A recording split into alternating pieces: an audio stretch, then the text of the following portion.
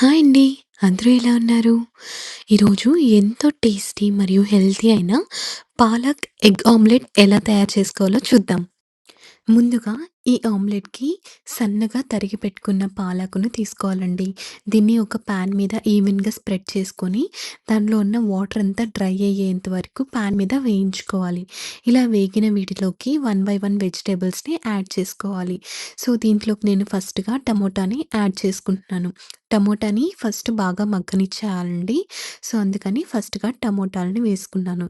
ఈ టమాటా కొద్దిగా మగ్గిన తర్వాత సన్నగా తరిగి పెట్టుకున్న ఉల్లిపాయల్ని కూడా యాడ్ చేసుకున్నానండి.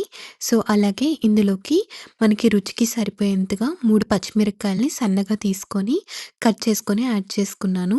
అలాగే ఇందులోకి రుచికి సరిపడా సాల్ట్‌ని, కొద్దిగా జీలకర్రని కూడా యాడ్ చేసుకుంటున్నానండి. సో, జీలకర్ర వేయడం వల్ల మనకి మంచి టేస్ట్ ఒస్తుంది. అలాగే ఇందులోకి రుచికి సరిపడా పసుపు, కారం, అలాగే ధనియా పౌడర్‌ని యాడ్ చేసుకుంటున్నాను. ఇవన్నీ కూడా ఒకసారి బాగా మిక్స్ చేసుకోండి. ఇది ఒక పక్క ఫ్రై అవుతుండంగానే ఒక బౌల్ తీసుకొని అందులోకి నేను 4 ఎగ్స్‌ని యాడ్ చేసుకున్నానండి.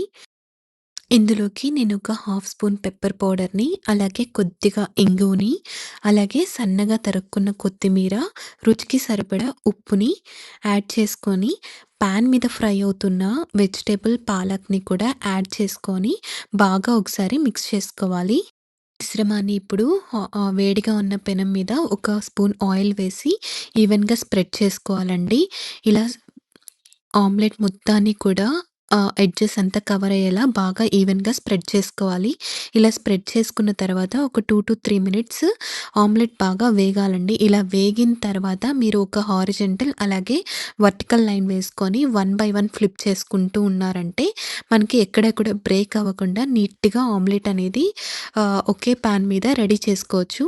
చూస్తున్నారు కదా! నేను ఒక్క సైడ్ ఒక్కొక్క పార్ట్‌గా డివైడ్ చేసుకొని ఫ్లిప్ చేసుకుంటున్నాను. అంతే అండి.